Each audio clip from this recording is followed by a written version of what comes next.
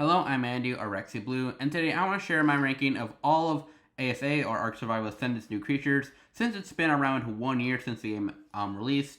So yeah, I just want to rank them all. So starting off with the Gigantoraptor, I'm already going to put this guy in S tier. They're kind of like a Maywing or something you get before the Maywing, especially since the Maywing's on the game now. And yeah, they're really good for imprinting babies and even wild babies. They help change imprinting if it's like annoying, and you can claim wild babies with them as long as they're off the back of a Gigantoraptor. Plus, they're super quick. They're as fast as Gallimimus. They have the flutter ability of the Terror Bird, and they're just really strong. I think they're like nearly as strong as a Rex. They might be like a little weaker, but they're really strong. So I'm gonna put them S tier. And the Shastasaurus. Man, I really want to like the Shastasaurus. I think the concept of it is really cool, but in reality, it's not really. I know when we first were introduced to Shastasaurus, the like submarine part was on the back of it, which looked awesome. But in the game, it's like underneath the belly, which to me looks goofy. And I know this is because Wildcard said they just couldn't get it to work on the back of it. But I don't know, I just really don't like how that works. And it's not useless, but since you can like shoot missiles off the back of it, and it has like a sonic roar ability which pushes back things, but it's super slow. And I mean, I like how big it is, but in like PvE or even PvP, or actually PvP, that would be a disadvantage. So they're not useless at all, but they're definitely I wish they were just way more than they are, basically, yeah. So yeah, I do want to say though, there's a lot of clipping issues too. So with the submarine part, your creatures will probably clip through the bottom a lot, so it's also annoying. So yeah, that's why they're in D tier. Fasolasuchus.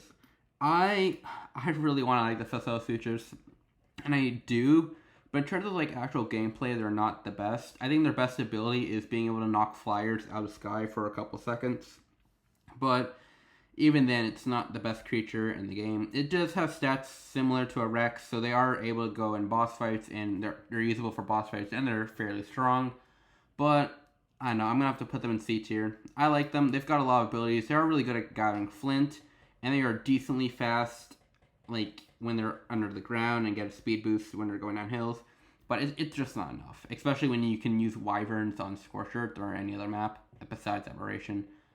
So yeah, I'm gonna put Fasolasuchus in C tier. The Oasissaur, part of Bobtail Tales. The Oasissaur is gonna be an S tier creature. It is just a really good creature. It's also massive. You can actually fit the Tanosaur on the back of the Oasissaur and drop it down onto a base that's like on a pillar. And you can do that for any raid dino, really. You can drop golems or Stegos off the back of these guys. These guys, of course, fly, and they actually they grow resources on the back of them, meaning you can just like farm resources. So yeah, it's really cool. The only downside of them is they don't attack and they are fairly slow, but it's kind of fine because it balances them out. If they could do those things, they might be a bit too OP. And the Pyromane. Ooh, where do I put this guy? He's definitely a controversial fella. But I think he is an S tier creature. They've been nerfed now, so I don't know how good they are now. But at least upon release, what I know is they're like as strong as a Theory, like with their bite attack, but their fire damage does a lot of damage, which I think has been nerfed. But damn, it's still crazy. They also work as a shoulder mount, and so you can basically bring them in caves and anywhere you go. So yeah, I'll put them in S tier. They're a strong creature. They have great mobility. You can shoot off the back of them, and they're shoulder mounts, so you can like use them as like a mini backpack. The Cosmos. I think another Bobtail Tail creature. Cosmos is going to go in B tier. They're really good on Aberration, but on every other map, I can't see them being amazing. They might still be fine on some maps, but really like, I don't know. On other maps, you have flyers, so I'm not sure how useful the Cosmos will be. So I'm going to put it in B tier. Maybe it's C tier, but for right now, I'm going to put it B tier. So yeah, they are, again, their ability is that they're like an infinite grapple. They basically make you Spider-Man in Ark, which is awesome. But apart from Aberration, I can't see them being super useful. So yeah. And we have the Archelon. Now the Archelon's gimmick is that it has two gimmicks. First, it can like make sushi, which I'm pretty sure that's the one that like boosts tameman effectiveness.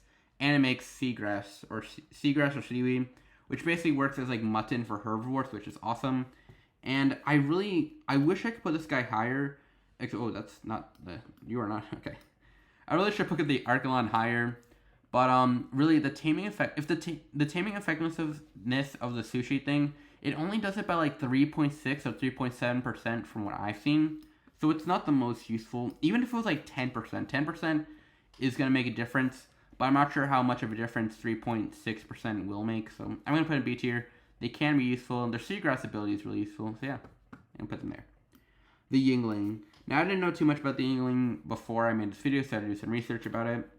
And they're actually pretty good. They are actually really good. They, of course, they're able to fly on aberration, making them the only other flyer besides the rock drake. But I think their actual main ability comes from them shooting their feathers and being able to feed them stuff that like affects what they shoot out. Basically, you can you can feed the Yingling a bunch of different things. You can feed them gas balls, sap, biotoxin, nameless venom, and they all have different effects. Like the sap slows creatures down to almost like 0% movement. The gas balls do fire damage over time. The nameless venom does poison damage over time. But I think the most useful one is the biotoxin one, where you have you have to shoot all your feathers at a certain target, then ram into it with the Yingling. And if you have fed it biotoxin before doing that, it actually will do a ton of torpor to whoever you hit with, meaning that meaning you're gonna be able to knock out like a raid. If you're getting raided, you can maybe knock out like a Stego that's like raiding you, and then the Stego's like out of it. So yeah, I'm gonna put them in A tier. I think they're really good. Again, they can fly. The only bad thing about them, I would say, is that they have really bad weight. Their weight, I think, is like it is just not good. You're not gonna be able to get around on a Yingling very easily. I think it's like comparable to a raptor. So yeah, you're gonna put there. The Dinosuchus. Now I love the Dinosuchus. The Dinosuchus, I'm gonna be honest, it is my favorite creature added so far into ASA. So yeah, I love it. I always wanted a big crocodile strong. But the main reason, they're not S tier just because they're my favorite. They're actually just really good. Basically, the Gigabyte Tech itself does a ton of damage, but it does a bleed damage, and it actually works on bosses. I mean, the Dinosuchus is the only other creature that can do bleed damage to bosses besides the Dreadnoughtus, who isn't in the game yet. So as of right now, they're the only one that can do bleed damage. And they're amazing. I think they have the best stats of any creature you can bring into a boss arena. Maybe not sure about that, but it's still really good. They have a ton of health, do a ton of damage. They have a tail weapon attack. And yeah, they do bleed damage on bosses, which also works on Titanosaur, meaning you can kill Titanosaurs for XP if you want or for fun.